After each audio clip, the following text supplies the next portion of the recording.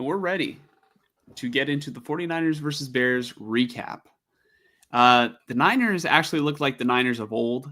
Like, if you told me that this game took place in 2023, I would believe it because, I mean, the final score ended out being 38-13 this afternoon in Santa Clara. And, you know, Brock Purdy played a lot better. The defense played, well, the defense kicked ass, dude. Like, I saw like the first half stats. Did the Bears only have like while 4 yards? All right, so like the stats in the first half, it was crazy. Like when they would show it on the broadcast, like the Niners had like 200 something yards passing or like total yards, and then the Bears had like -4 yards at one point. Like that was like after the first quarter. They had like -9 passing yards or some shit like that. Like at some point in the first half. I just remember seeing that and I'm like, damn, that's crazy. But this is like old the first school Niners win. Yeah, sure. At least in the Shanahan, sort of like the successful Shanahan era. You know what I mean? Like Robert 2019 Saleh type. Yeah, 2019 to now. Yeah. Well, till 2023 if you want to get like really technical about it. But yeah, I mean, this is the first complete game that I would say that the 49ers have played since week 1 against the Jets. And I mean, we're in week 14 now, and I feel horrible saying that, but I mean, it was kind of predictable heading into the season that this Niner team is just going to be a little bit inconsistent because that's what we see from Super Bowl hangover teams. Like, you can go back and watch that like video, me talking about it. It's like there might be some games where you just can't explain why this team is losing. And then there'll be other games where they look like themselves again. And so hopefully the Niners are back and hopefully they can make a run and sneak into the playoffs. That would be very interesting if this Niner team starts, if they get hot at the right time, because last season they were the hottest team the first like 2 months of the season, first 3 months of the season, and then started to like, after that Christmas game, really started to go on sort of a little decline, like a steady decline, because they ultimately still did go to the Super Bowl, but they had to come back against Green Bay in the playoffs. They had to come back against Detroit in the playoffs. And then ultimately, they let go of a close one in the Super Bowl. Now we're here in the midst of the Super Bowl hangover. Let's get into the game today. Brock Purdy was great. He was 20 of 25, 325 yards passing and 2 touchdowns, no interceptions. Brandon Allen was even better. He was 0 of 1 and he had an interception. So, Brock Purdy, you better watch out. Brandon Allen is coming right behind you to take your job.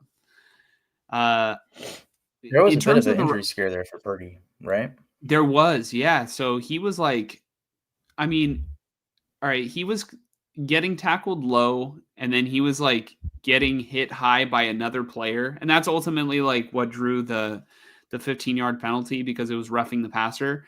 But like it almost looked like an RKO a little bit, but not quite from behind.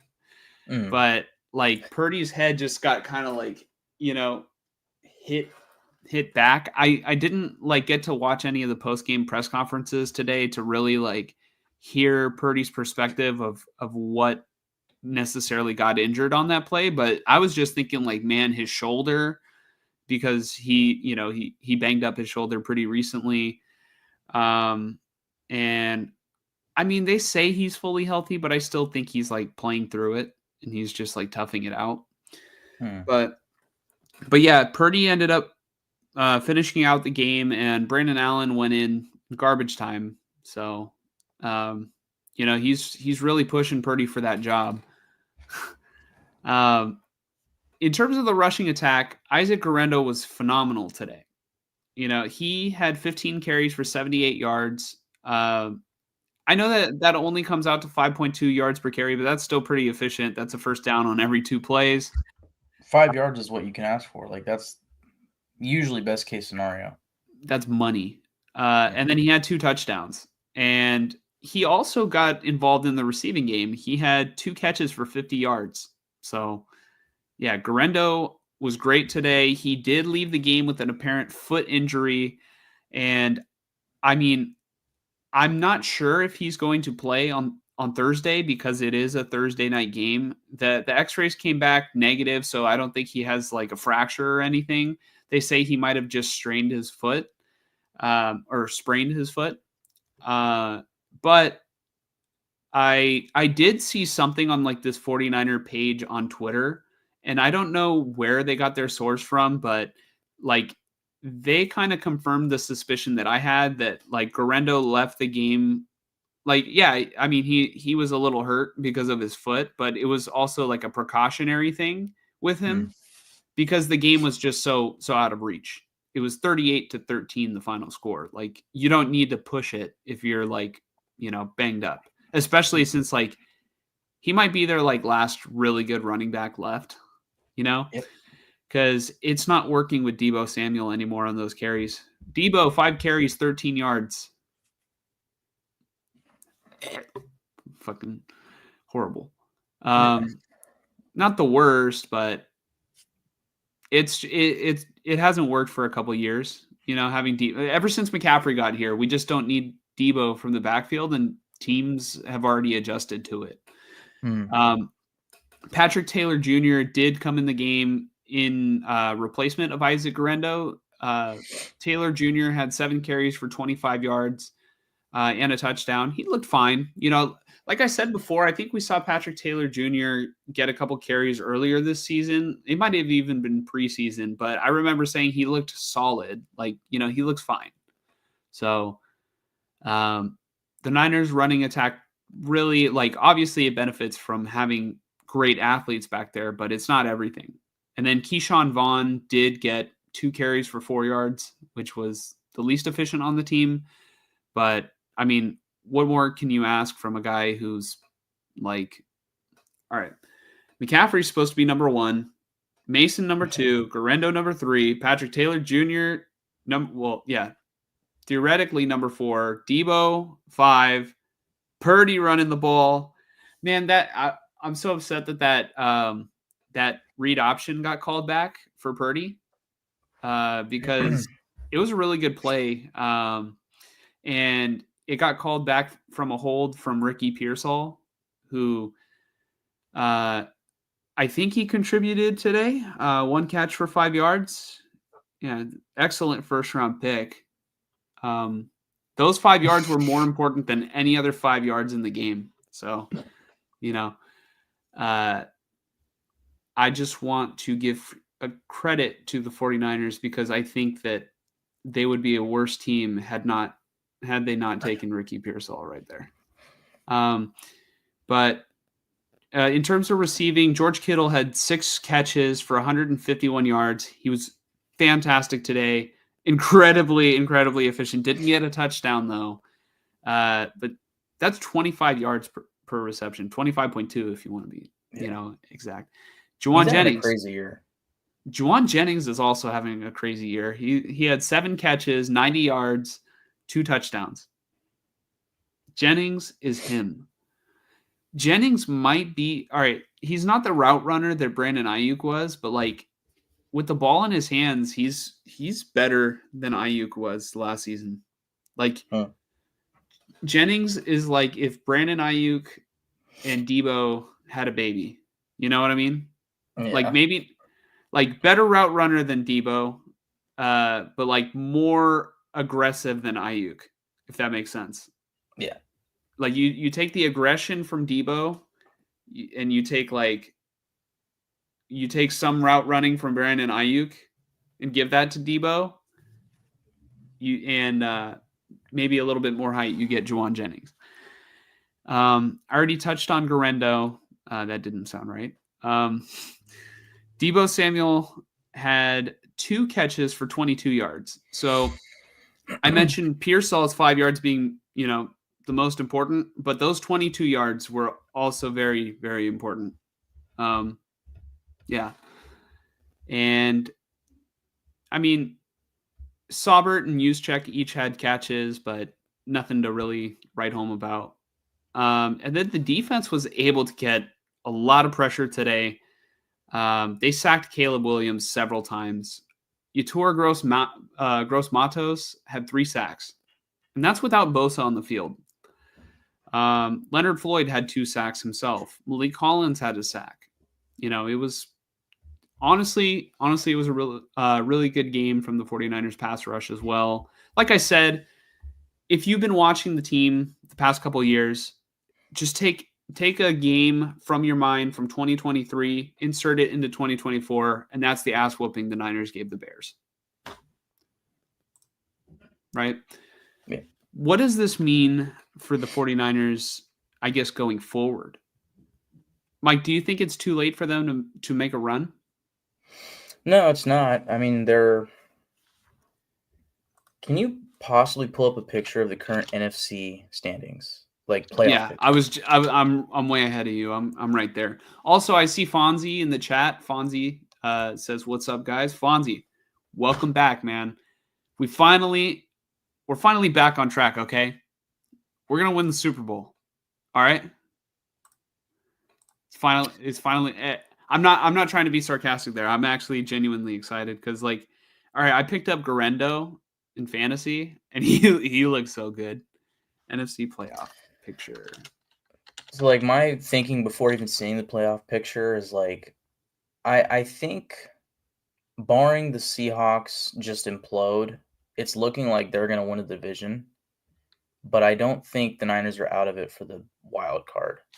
It's just you have teams like the Rams you have to beat out, and you can control that this Thursday.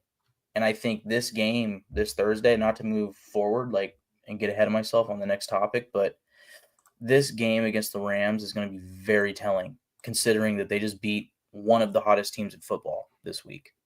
Yeah, this game coming up is their most important game of the season so far, because if the 49ers lose this one, the season's over. There's no shot.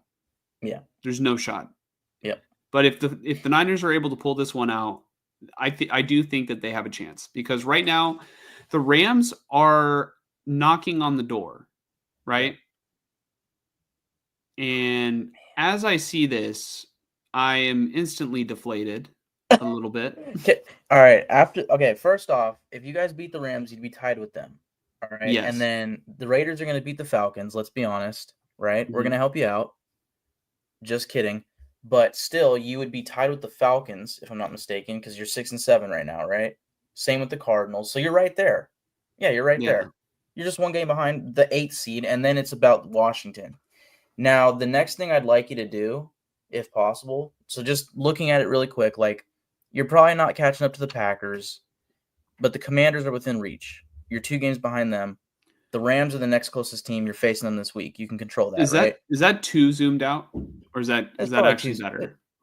It's probably too zoomed out. I would just zoom into where you can see the Vikings to the Rams. Is that better? That's probably all that matters. Yeah, that's good. I think I can read it. That's better. Okay. Yeah, that's good. But I would say after we look at this, I'd like to see the Seahawks schedule. Okay. Because not only are you 2 games behind the Commanders, you're also 2 games behind the Seahawks. The only thing is, with both teams, you're not facing them the rest of the year. At least I don't think you're facing the Commanders. Ooh, this is interesting. Yeah. The Seahawks have the Packers. The Packers could win that game. Then they have the Vikings. The Vikings could win that game. Can I just say the Vikings are the biggest secret in the NFL right now? It hit me when I watched I was watching Red Zone today, and it was hitting me when they were beating on. Were they playing who were the Vikings playing again? It wasn't the Cardinals. That was the Seahawks. It was the Falcons. Yeah, they were beating up on the Falcons, and I was like, this team's about to be 11-2. Nobody's talking about that. I'm telling you right now, Kevin O'Connell is the coach of the year, for sure. No, not a doubt in my mind. There's nobody else to give it to. I know, you could give it to the Lions coach, Dan Campbell. Maybe you could give it to, Mike Tomlin, but I don't care.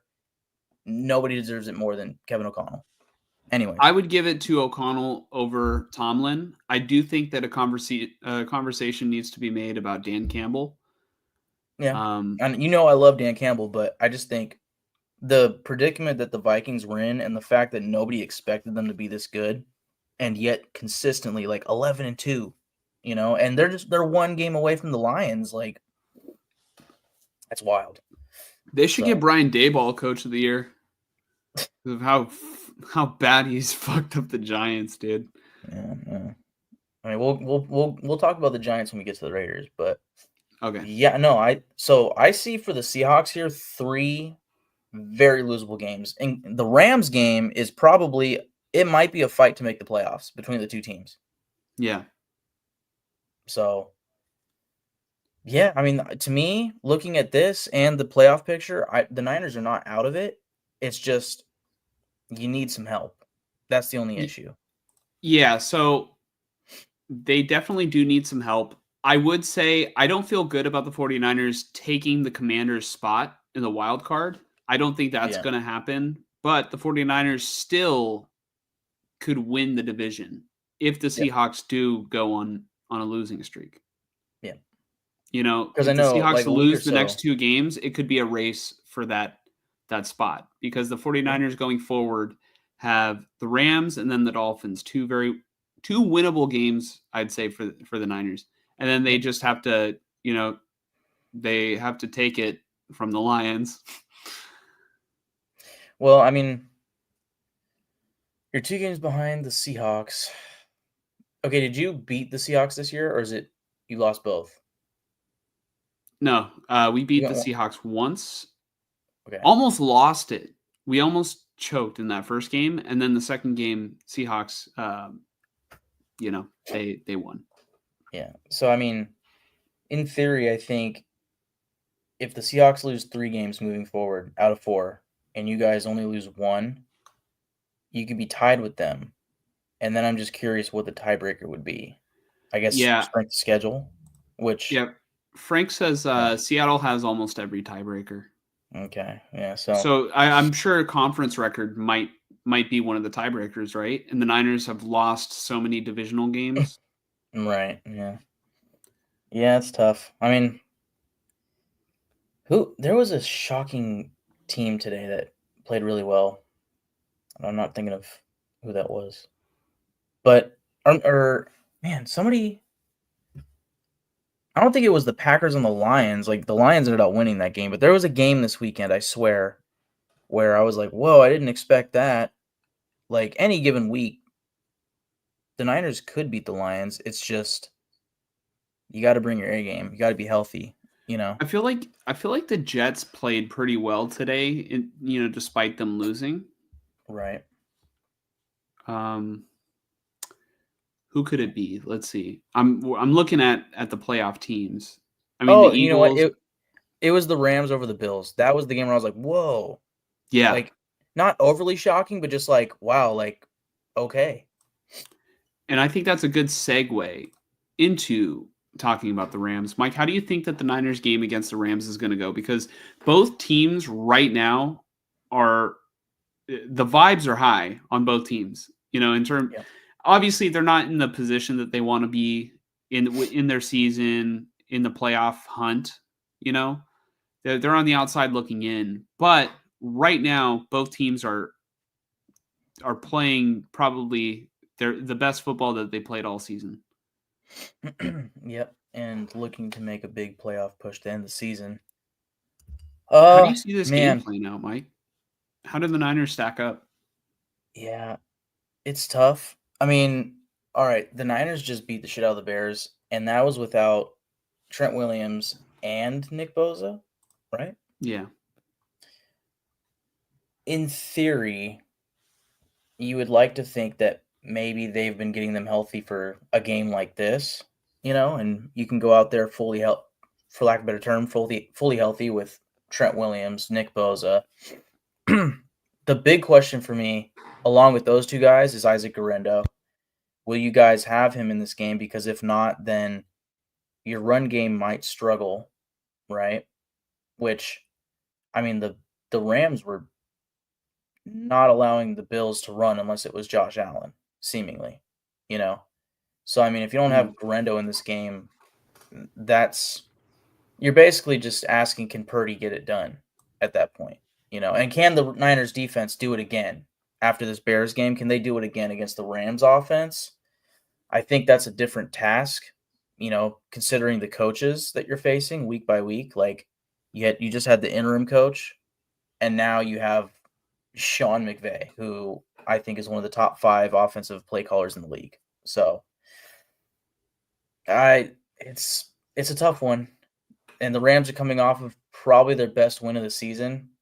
Um, An impressive win against a team that just kicked the Niners' ass the week before. yeah, yeah. That was definitely something I was thinking was like, man, like look at the difference here.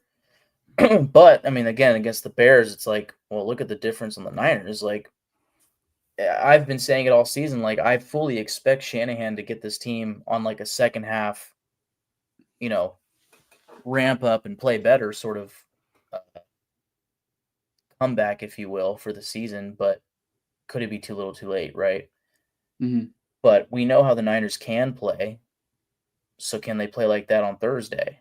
You know, but I think the same could be said about the Rams, where it's like, you know, the last season, season and a half, it's like, yeah, we don't really know what to think of this Rams team. But deep down for me, it's like, I know they can do what they did to the Bills today, like any given Sunday, because of Sean McVay, because of Cooper Cup, Puka Nakua, dude. Oh my goodness. I Dude, don't know if you saw the Puka catch is that he so had. good. No, He's I didn't watch much football, uh, outside of 49ers and some of the football games in the morning.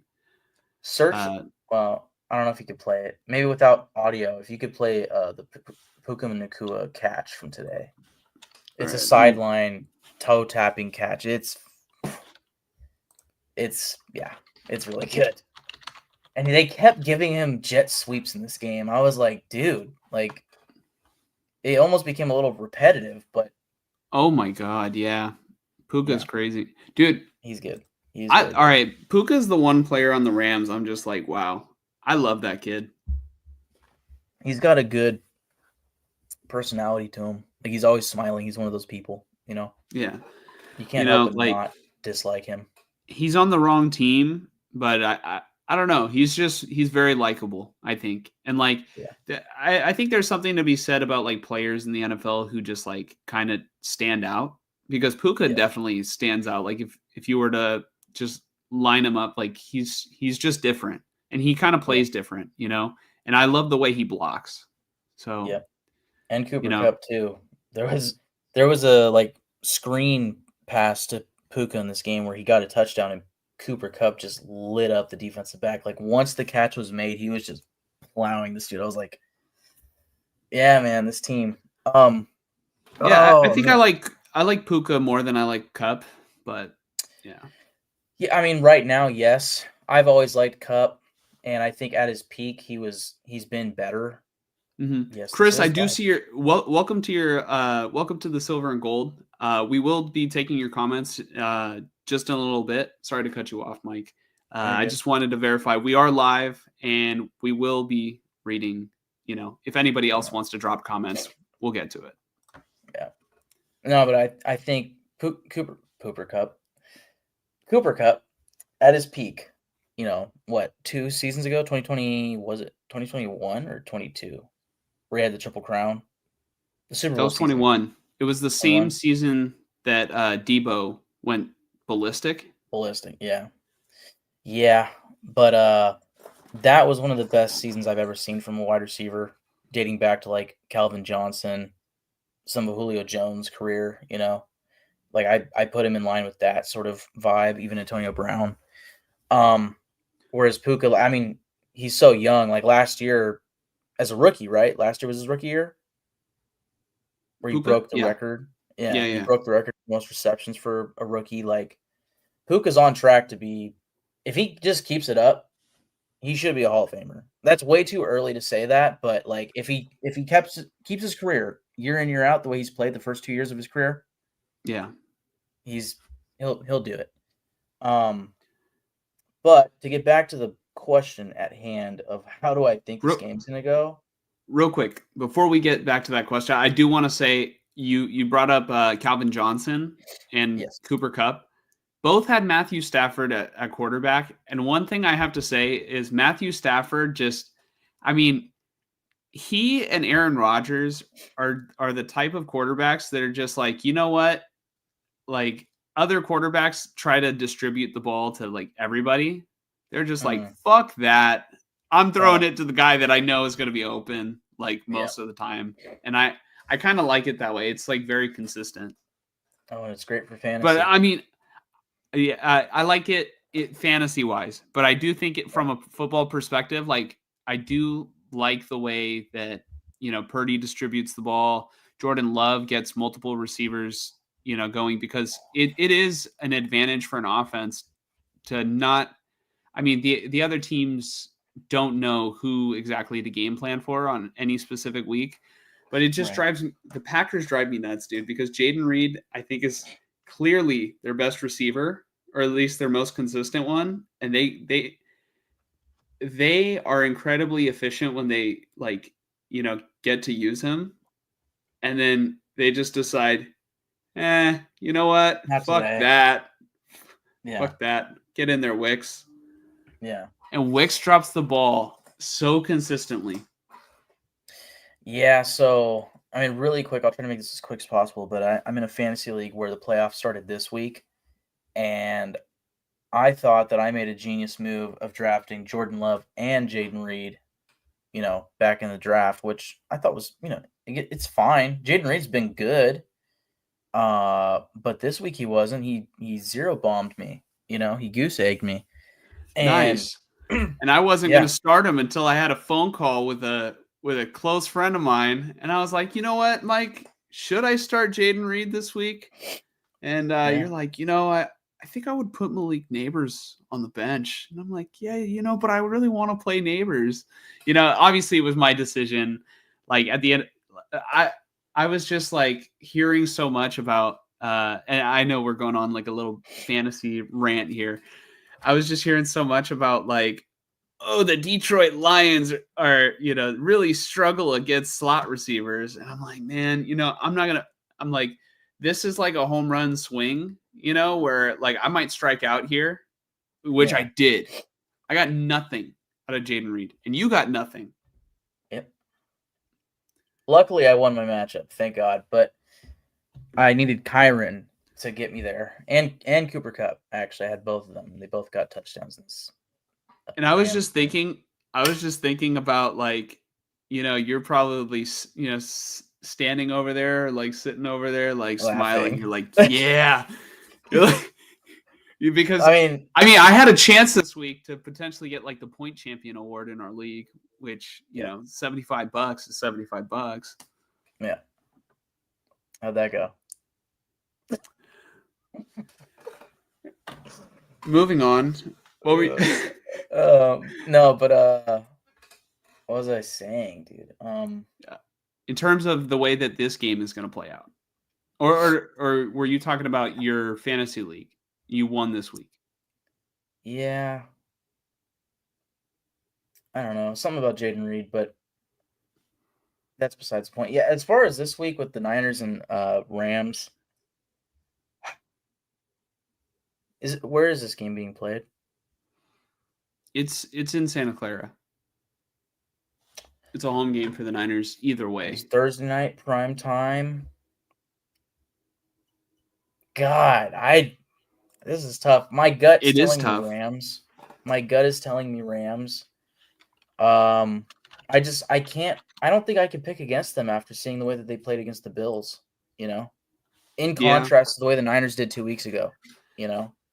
Yeah, I mean, it's just a tough matchup because typically the 49ers play the Rams pretty well, but it's a tough matchup because the 49ers, I mean, they practically had that game in the bag earlier this season, but they let it slip away.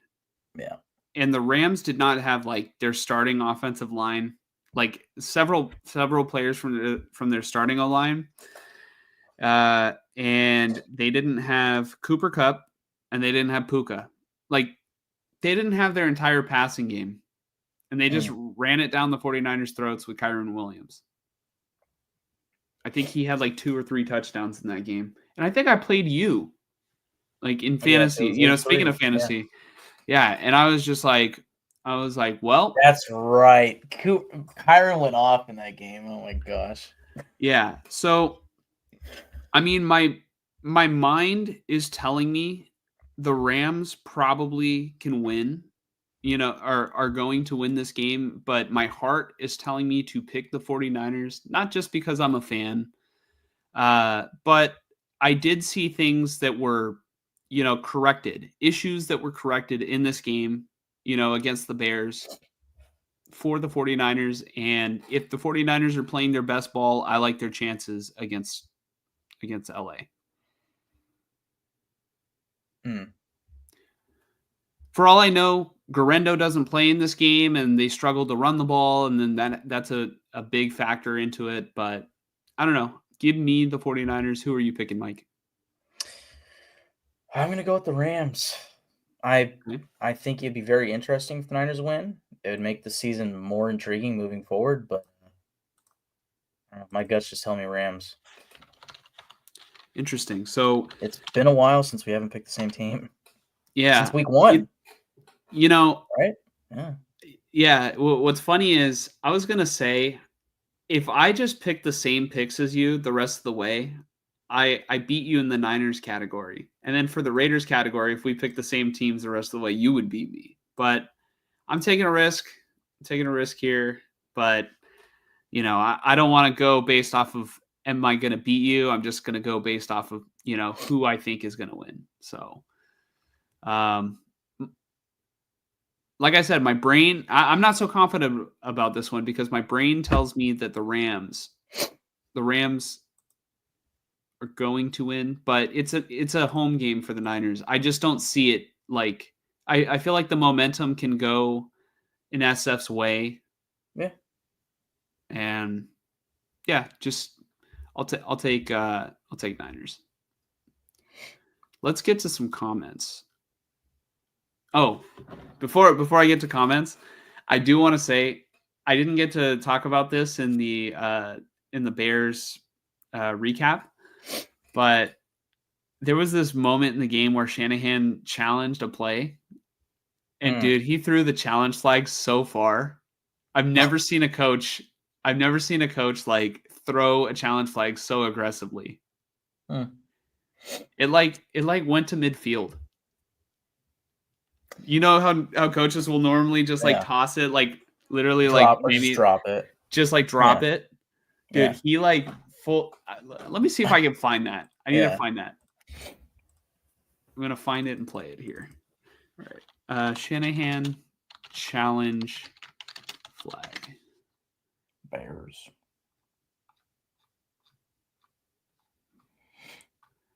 Shanahan.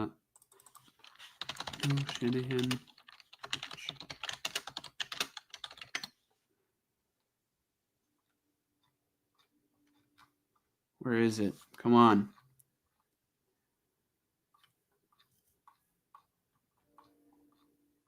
I just remember it being funny, Yeah. But I can't find it. If I do, maybe I'll show it at a later time. But if you guys saw the game, you know exactly what I'm talking about. All right. Let's take the comments. Fonzie says, "Happy Sunday, guys." Fonzie, happy Sunday back, back at you. Bro, us losing the last 2 wrote it on the wall in terms of their playoff hopes being not dead, but looking bleak. We need to win out. If the Niners win out, they definitely like Frank says here, gonna need help. Vikings have been consistent, yeah. Mike's talking about the Vikings like, biggest secret. There's been other teams like that have gone way under the radar. Like I do remember do you remember when the Jaguars were good? Like in the AFC Championship type good? Yeah, like Blake Bortles. Yeah. Jalen Ramsey. They're another team that was like under the radar a little bit. They were under the radar, and then people started realizing like, oh man, they have the best defense in football, and then they were in the AFC Championship, and it was like, the Jags, really? Yeah. I think right now the vibe of the Vikings is like, yeah, but it's Sam Darnold, you know? Question: who is the AFC equivalent to the Vikings this year in terms of like a team that's under the radar? Probably the Steelers. I know. Yep, that's who I was going to say. And then they both have new veteran quarterbacks that kind of got ran off by their previous teams. Yep, 2 guys that the Raiders could have had. Yeah. No, it is what it is. We'll get there. Yeah. Frank says, gotta hope Seattle loses 3 or 4. I'm hoping they lose all 4. In fact, can they just lose for the rest of time until we need it? Until we need it, like, you know, there's a week where, oh, you know, the Seahawks can win this game and it's not gonna affect their playoff standing, but it will help the Niners. Like, yeah. I love this comment from Fonzie. Can we just chill until next season? That's how I feel. Honestly, right now, I mean, this is getting into the Raiders for a second, but like literally earlier, I kind of cracked myself up because once the Jags won their game, the Raiders were positioned in first overall in the draft, and I just thought, stop the count, like just stop the season right here. I'm good, but we still got 4 more weeks, so we'll see. I definitely need to chill too because I'm not even gonna lie. Like, the Niners don't have me as stressed right now as fantasy football does. Like, I'm locked in. I'm looking at everything. I'm refreshing everything. I'm like feeling it in my bones, what move I should make, like in my gut. And maybe I'm overthinking it. And I just take it very seriously. I don't know. I love fantasy football. It's like I've always been very competitive, and it's like the one thing that I consistently compete in still, you know, because I'm not in high school anymore. I don't play sports anymore. So yeah, there's not been too many moments where I've been like super locked in this season. Like, at least not hardcore locked in, but like the Seahawks game in like week 4 or 5, whatever week it was, where against the Lions, where Kenneth Walker scored 3 touchdowns and scored like 30 fantasy points and brought me back from being down like 26 points. I was like, that's not happening. Like, I don't care. And all of a sudden he got his second touchdown with like 10 minutes left. And I was like, we are within reach here. And then I started watching and it happened. I was like, fucking way. You're like, yeah, I haven't been paying attention. I just became the 1 seed, you know, just straight out of my ass. Well, all right. The trade. I just have the best team and made the best trades at the trade deadline to make my team even better, even though it was already the best team. Like, oh God. Hey, you know what? So this is like super off topic, but Jordan winning and me potentially having to play Renee. All right, that could be huge because I mean Renee could beat me. He has Derrick Henry. Anything could happen. They're playing against the Giants.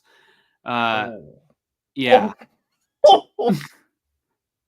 I could lose to Derrick Henry, you know, just straight up like that. He also has Terry McLaurin. I was looking at that. McLaurin's been on fire, and he's got a good matchup too. Yeah. So, but at least that would help Jaden Daniels a little, you know. So, like, if there's touchdowns, I get like a little bit back. But obviously, he would get more out of it in terms of the yardage and the reception. But if I did advance past Renee, I think I might, unless Alex loses his matchup, I might be playing you in the semifinal. It depends on how much Alex scores, but assuming, like, I'd have to look at it again. I thought for sure, yeah, Josh is going to be the 3 seed and he'll face Hutch the divisional round if you win. But yes, if Alex outscores you on the season, then you would be the 4th seed behind Alex, and then you would face me. Assuming Alex wins also. Like, you would still need Alex to win. Oh, yeah, true. So Yeah. Let's get back to the comments. All right. Chris Foster, welcome to the channel. Like I said, we appreciate you, joining us live. I know it probably sucks to like listen to 49er fans just after they beat the Bears, but I did read one of your comments saying you're happy that we beat you guys. All right. Chris says, Caleb, 21 sacks in the fourth quarter. Fourth quarter game with 7 points. Caleb has taken 8 sacks and has 0 touchdowns. His fourth quarter touchdowns all came down to 2 scores, playing catch up versus prevent, and they're 4-10. Okay. So are you saying that that's like been like Caleb's sort of groove is just playing from behind late in the fourth quarter, and that's where his stats are coming from, like, throughout the entire season? Or are you saying that just for this week? Yeah. Caleb could not score as usual until 24 points. Caleb, the coach killer, just chased away Ben Johnson or any good coach for the next year. How many coaches can he get fired in one season? Most sacks ever. Yeah. He is who we thought he was. Mahomes, they said. NFL ready, they said. Generational, they said. We were right, and the Caleb Colt was wrong. Caleb Kamala Williams takes nice sacks in game manager for 19. Man. Yeah, man. I will say on this show, Mike and I were pretty skeptical of Caleb Williams's I guess play style translating to the NFL in terms of like exactly that in terms of taking sacks, because we talked about how he was able to run around at USC and really extend plays and go like, I'm going to exaggerate here, but like 20 yards back and then like really come back and fire, like he's been able to do it a little bit in the NFL, but not like these are NFL players. Like they're fast. They're the fastest. They're the quickest, they will get after the quarterback. Yeah. In college, not everybody is on, the same caliber.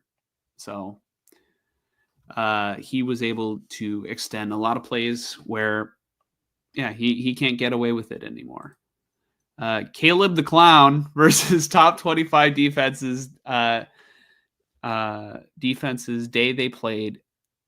6 touchdowns and 6 interceptions, 172 yards per game average, paints his nails, cries to mommy in the stands, avoids media after a loss. That might be the worst, is avoiding the media after a loss. That's not good. 32 fumbles in 36 games. Wow. Is that a real stat? That's 32 crazy. Fumbles. Yeah. Chris the really fumble does not. Oh, that's what I was going to say. I hope I'm not like Chris next year with whoever the Raiders draft. Yeah. Mike's going to be like, Shedeur Sanders. Yeah. Fucking bum. Yeah. Fuck this guy. We're ruined. Cries to daddy.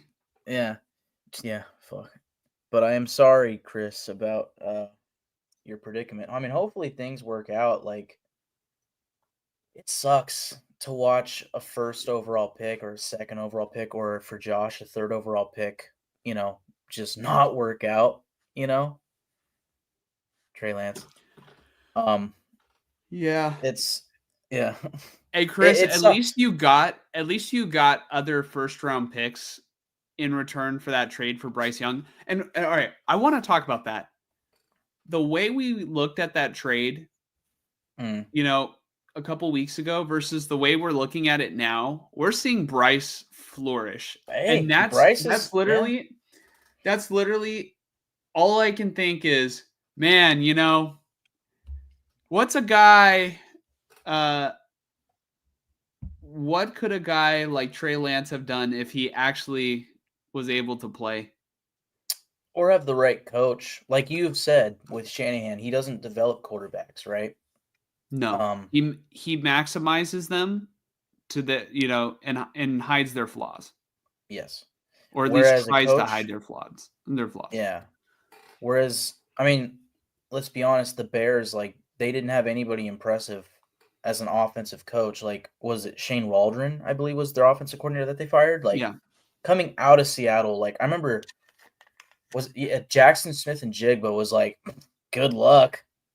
Like, if you got a player saying that in the media, like, he's probably not a good fucking coach. And, now you have the interim coach, which is like, I mean, the Raiders know a thing or two about that, but there's not much to expect from that. Like, you got the Bears need a good offensive-minded coach, as I believe the Raiders do too, as far as getting a quarterback in there and developing them. Like, as far as Caleb Williams goes, I think we all know he has the tools. It's just he's like you were talking about, like, he's come from this USC offense where it was like nothing but success and Yeah. great prospects on the line, like good blocking, and then if things fell apart, like he could just scramble, get out of the pocket. All of a sudden it's like he's got 6 seconds plus to pass every play, and it's like you're not going to get that in the NFL, and then you tack on the fumbles and all that sort of thing, right? And everything Chris said in this comment, like, it's true. But I do believe he has the tools, and it's just if you get the right coach in there, it can work. And I guess my point to this is with the Panthers, Dave Canales has had a good track record dating back to Seattle with Geno Smith, I believe, and then Tampa with Baker, and getting these quarterbacks to play good. Like, he's good at developing quarterbacks. And I think Bryce Young, something snapped or something, a flip switched correctly where, he got benched for Andy Dalton and it was like, yep, that's it. He's toast, right?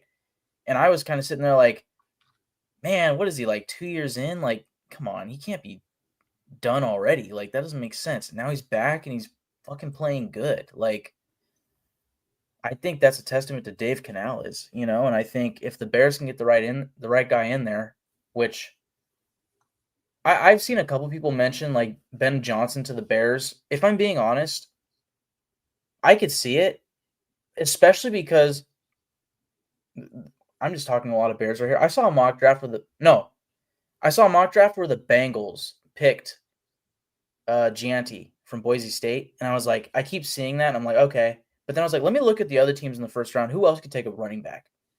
And my conclusion came to the Bengals, the Cowboys, and then the Bears were sitting at like 8th overall, and I was like, dude, if the Bears got Gianti, their fucking offense would be insane. And if you pair it with the right coach, like, they'd have so much potential on offense. That player that you're referring to, he's a running back? Yes, from Boise State. The Bengals are not going to get him. The Bengals have far more problems than their every mock draft I see the Bengals taking Gianti. Yeah, they need an offensive line. Chase Brown is good. Yeah. I think honestly it could be Dallas, or I think it'd be a similar situation to Bijan to the Falcons, where the Bears could take Gianti and it'd be like their fucking offense, if it can just pull together, would be insane. Because their offensive line isn't, well, yeah, fuck. I mean, I'm not saying they wouldn't do it, because like I was shocked that the Lions selected Jahmyr Gibbs, and look at how great that pick was. Or is. Yeah. Yeah. But yeah, Chris is not a fan of Caleb Williams. Yeah. Also, Chris sort of chiming in on the Rams front in terms of the preview. Rams are way better offense than the Bears. Yeah. Yeah, I think that comes down very much so to coaching, because again, like, the talent is there for the Bears. It's just getting it to come together, and it's probably an offensive line thing too. And like Chris is saying, it's also probably a Caleb sensing pressure thing, Like, one thing I was going to say earlier is like that fumble that he had. I was a little confused watching the play because it was like, oh, is that a tuck roll? Is it not? Oh, that was a fumble. It didn't matter because he threw it backwards. Yeah. I don't know how they called that incomplete in the first place. It didn't go forward. Yeah. So It was stupid. Yeah. I don't think that was the play that Shanahan threw that flag so aggressively. I think it was the one that got overturned where Keenan Allen like scooped up a ball that hit the floor or that hit the ground, and so they called it incomplete. Well, they initially ruled it a catch, and then Shanahan it was awesome to see it live because like you see Shanahan at the bottom of the screen, right? As the Bears are about to run another play, and Shanahan's like looking, and dude, it looked like something from wrestling, man. Because like you just hear the crowd see Shanahan contemplating it, and like he's like, and then just like chucks it hella far, dude. I don't know. That was hella funny. Frank says, you never know when it's the Niners and the Rams, regardless of their records. That is very true. And yeah. I have heard that several times from Pia's dad. So shout out to Pia's dad. He says it doesn't matter who is good, who is bad. It's going to be a crazy game between the Niners and the Rams. It always is. Fonzie, dang, someone hates Caleb. Yep. Chris definitely hates Caleb. Let's see. Hey, you know what? To start this season, I didn't like Shedeur Sanders, and I'm warming up to him. So, Chris, to you, I say hopefully in the next 3 to 4 years that Caleb is under contract, hopefully he comes around for you and your franchise that could desperately use a franchise quarterback. Yeah, Chris says, even though Fields sucks, I wanted Haui again.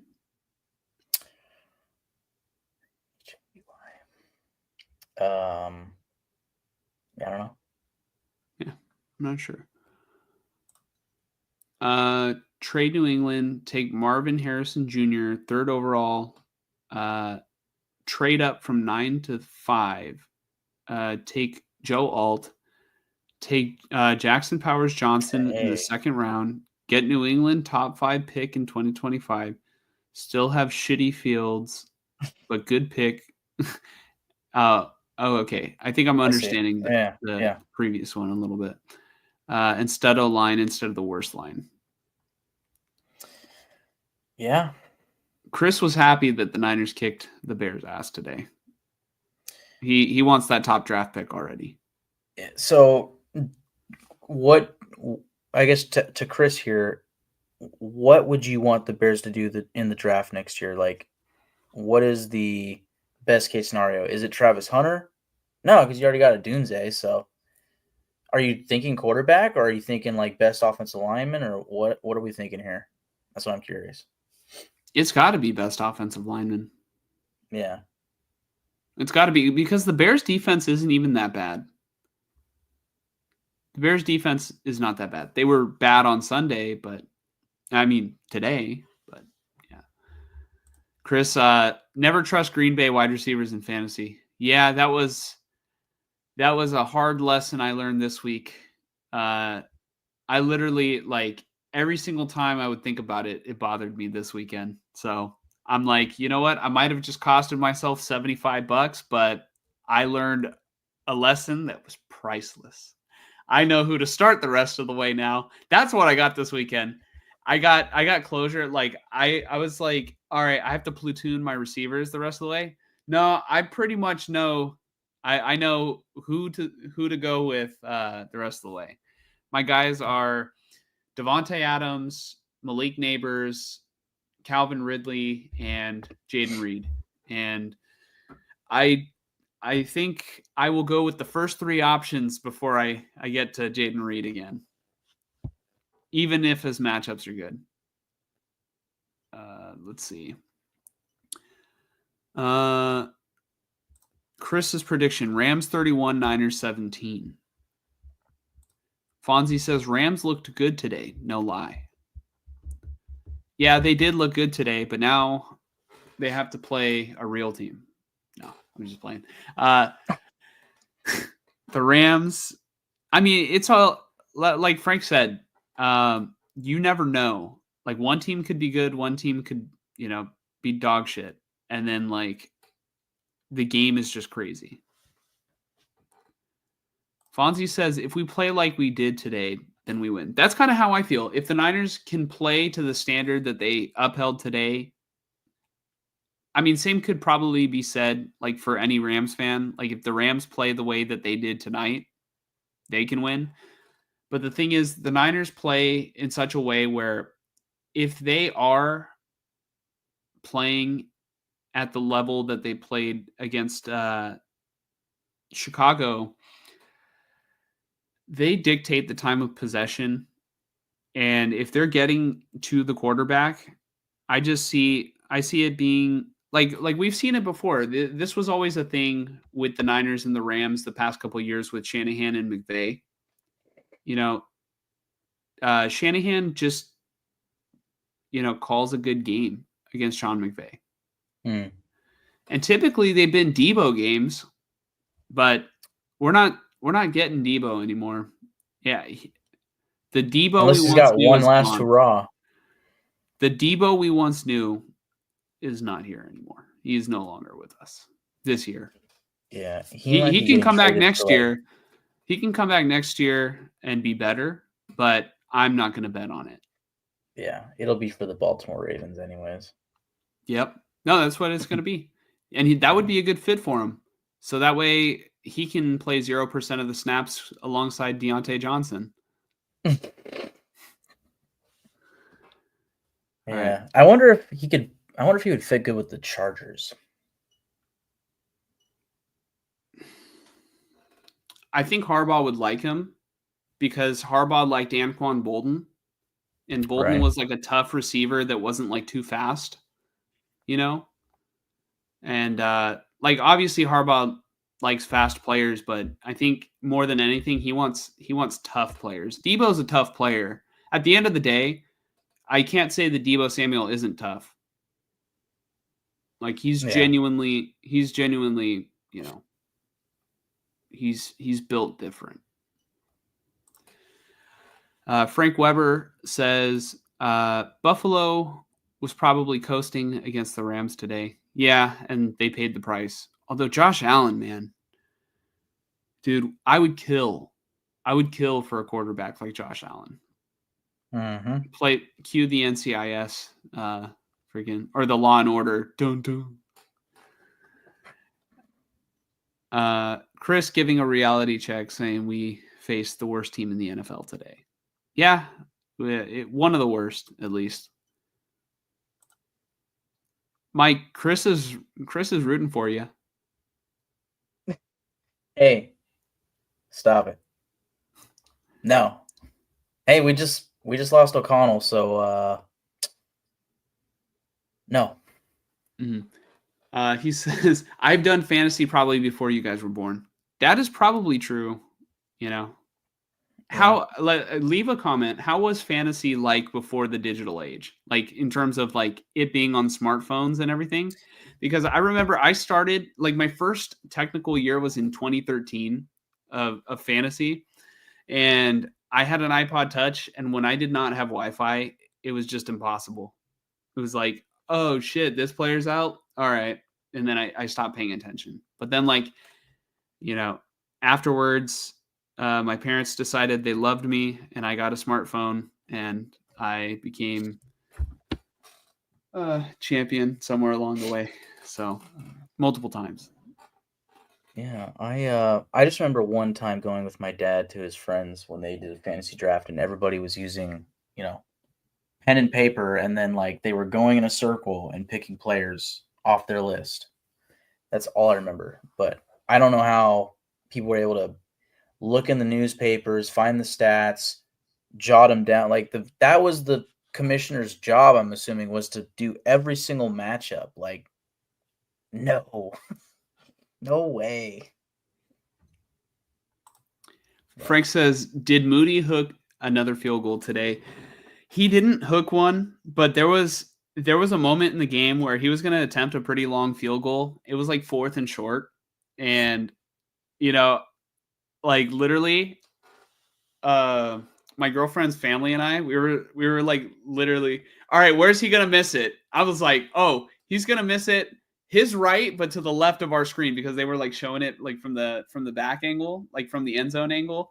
And I was like, all right, it's gonna go left, dude. He's gonna miss it because they were lined up like on the left hash. And so yeah, I was pretty confident. And then I think they called a timeout and then they decided to go for it on 4th down and they converted. So I think Shanahan telepathically knew. He was like, you know what? Moody's not going to make this. Let me just go for it. So it was a good call. It was a good call, honestly. I did not feel confident about that. We need 3 offensive linemen, 3 defensive linemen before we take John T. Yeah. That's a lot of linemen to need. Yeah. That's a lot. Yeah. I mean, I don't know how your cap space is going to be looking next year. I'm assuming not too bad. Hopefully you can get a good lineman or 2 in the free agency. Mm-hmm. That pass is incomplete. Talking about the Caleb Williams one where he threw it backwards. He said that pass is incomplete when you're in New England. Yes, for sure. Or nowadays, Kansas City. Oh yeah, dude, Kansas City gets breaks from the refs worse than New England ever did. Yeah, and it's like, I mean, New England with like say the tuck rule, it's like that one was obvious and it was like on film, or not on film, but like directly acknowledged by the media and or the not the camera crew, but the people, the commentators, you know. Whereas most penalties that aren't called on Kansas City, the commentators aren't even like thinking about it. You know, it's just like, what's Pat Mahomes doing? Whereas like blatantly the right tackle is just fucking, yeah, just taking a dude and bringing him to the ground when it should be a hold or a chop block or whatever. It's like we're just sitting there like, what the fuck? Mm-hmm. But Mr. Amazing tuning back in. Sean, good to see you. He says, it took me decades to realize that the 49ers front office isn't as smart as me. LOL. Yeah, man, I'm still trying to figure that one out because they definitely were smart until Eddie DeBartolo was not there. But I mean, I'm only 25. I'm going to be 26 next year. So I didn't get to witness that, okay? Literally, he got in trouble right around the time I was born. So, yep. I only know the Jed York, or at least, I guess, the York 49ers, because I don't know exactly when Jed took over, but I know it was Denise's team. Or it might still technically be Denise's team. I don't know what happened with that deal of Jed York going to purchase, I guess, like the full stake in the team. I don't know what happened with that. Number 1 Debo equals Bizarro Debo. Yeah, ever since he switched to number 1. Yeah, him switching to number 1, I don't know. It wasn't a good move. He looks a little, he is slower. He doesn't just look slower, he is slower. Chris started fantasy in 1985. Wow. I remember being somewhere that I should not say because I was not born yet. Using newspaper, to add stats by hand. Yeah, my dad told me it was like that. I could, that's crazy. You have to be, I would do it. Like if we lost all our computers and everything, I would still probably play fantasy and just like calculate with newspaper. But that's so much more time consuming than what it is right now.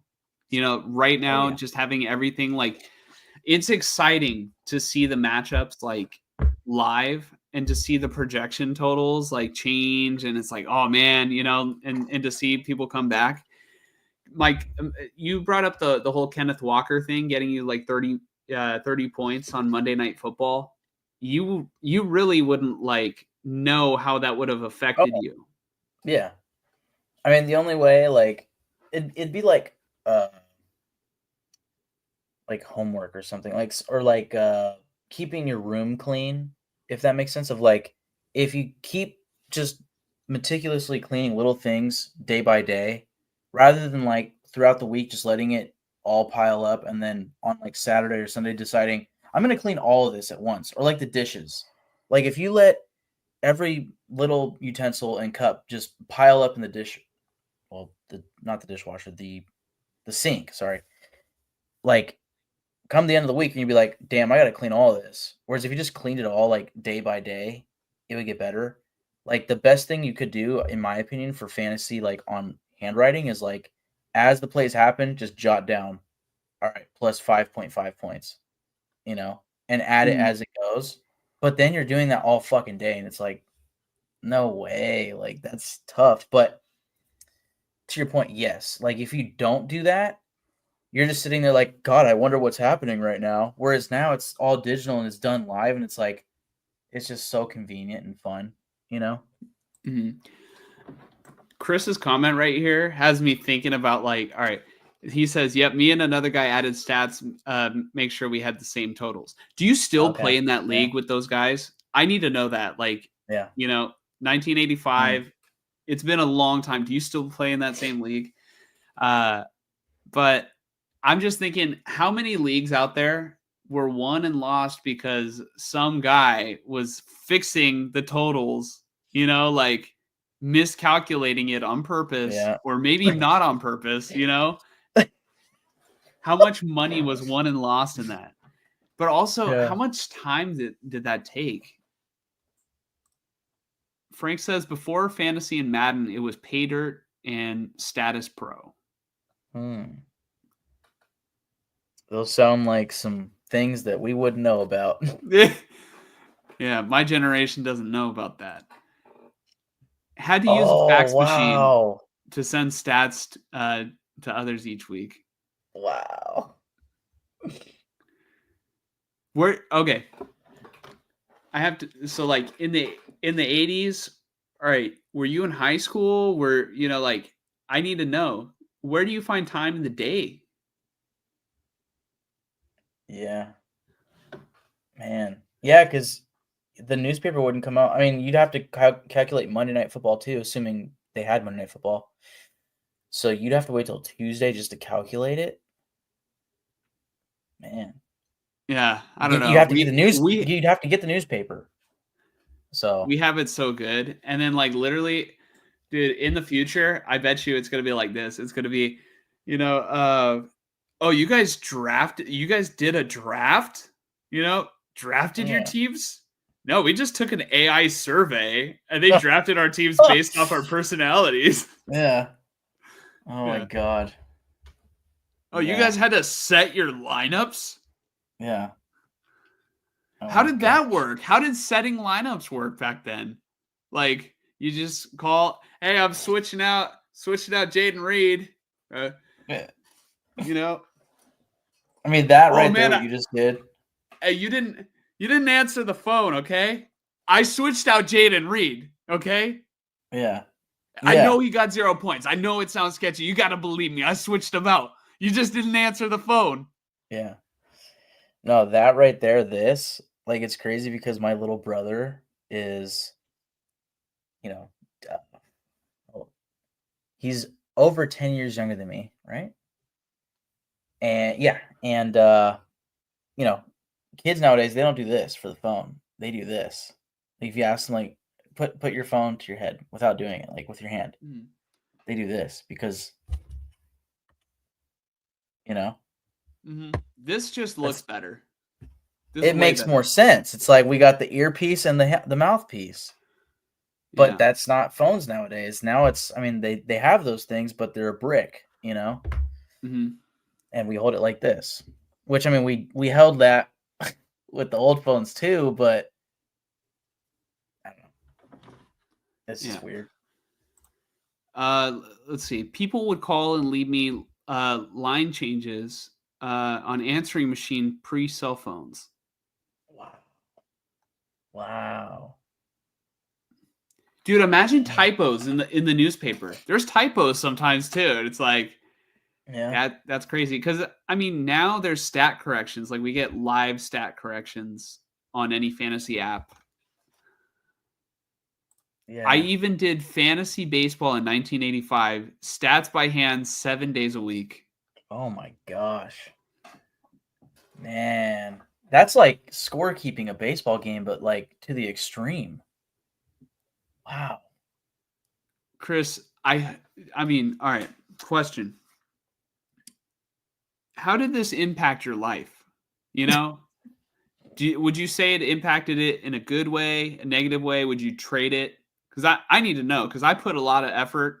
I think I put a lot of effort into fantasy now. Back then, dude, I might not even have had time for anything else, you know? Yeah. I would not have had time for anything else. Ooh, he does play with 4 of them. So that league has been there since 1985. You know, and the core of that league is still intact. That's so cool. I'm hoping that the other people who are not there are still doing good. As long as you're in good graces with them, of course. But yeah. Why we always had 2 separate guys adding totals each week in terms of the people fixing stuff. But makes sense. Yeah, took an hour each Monday morning. Was in high school. Yeah, that would be the way to do it. Except like also, if you're actually playing sports too, that I just find that like so hard to manage personally. But hey, fantasy's great, dude. It's underrated, and I love that it's like now as appreciated as it should be. Mike over here has still not seen the TV show The League, and I've been begging him to watch it. You know, it's a sitcom about fantasy football, or at least like the main thing is fantasy. We add all the games Monday morning, then add Monday Night Football. Okay. I was a sports junkie, and when I learned about fantasy, it changed my life. It took over my life. I was once in 20 football leagues and 15 baseball leagues per year. I coach baseball a lot. Hey, respect. My grandfather coached baseball in Sausalito. He actually founded the Little League there. Football a lot, so coached football. And yet fantasy is still my favorite hobby since 1985. Yeah. I feel it. Yeah. No, it's so fucking fun and addicting. It's not even fun. And it's such good sport because there's like great banter because like it's, at least I think for us, it's the right mix of like taking it seriously, but also knowing like, yeah, this doesn't really fucking matter. I'm still going to talk my shit and like, have that fun banter with the guys, Dude, so. I love the picture that Tyler sent the group chat. I'm going to show it. He sent it today. It's me every Sunday. Yeah. Yes. Pretty much, dude. Pretty much. Yeah. It's so fun. And then like I had a reality check the other day. Like maybe I have a problem. Like I'm kind of obsessed with it. Right. I'm kind of obsessed, but I told you this, Mike, when we were talking on the phone, but I'll tell everybody. This season's not even over yet. And I have a really good team, and I'm heading into the playoffs. And I could very well mess around and win some playoff games, win a championship this year. I don't know. Only God knows. I was playing video games with one of my league mates, one of my good friends, and I was like, hey man, so are you gonna do shots at this year's draft? Like, are you excited for the draft? And he goes,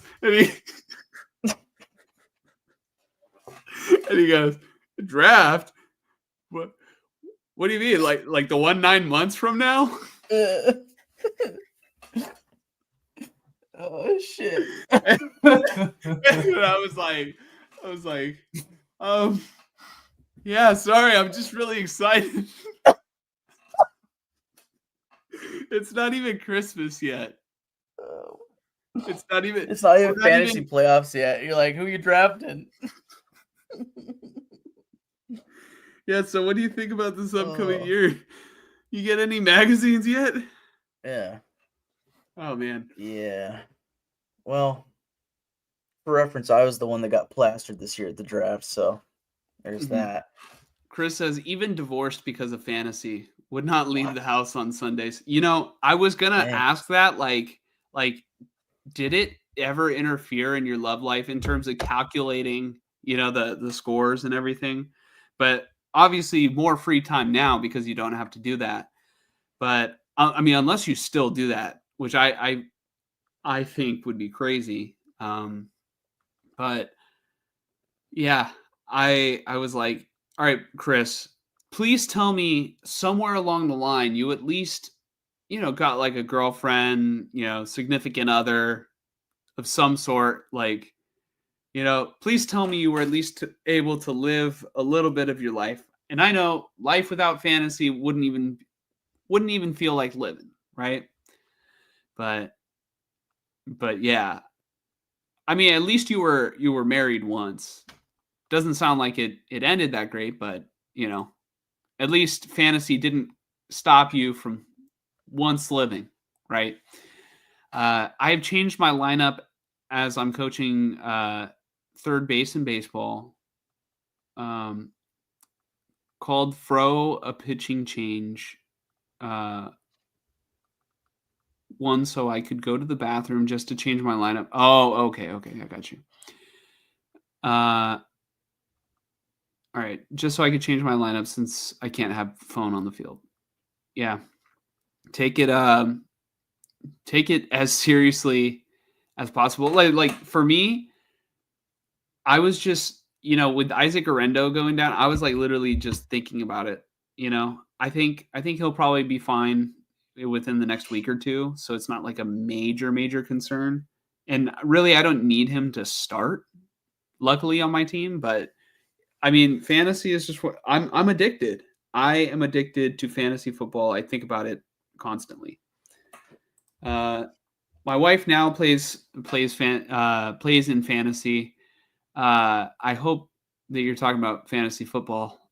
I had to find a girl that is all sports and fantasy in all my leagues with me.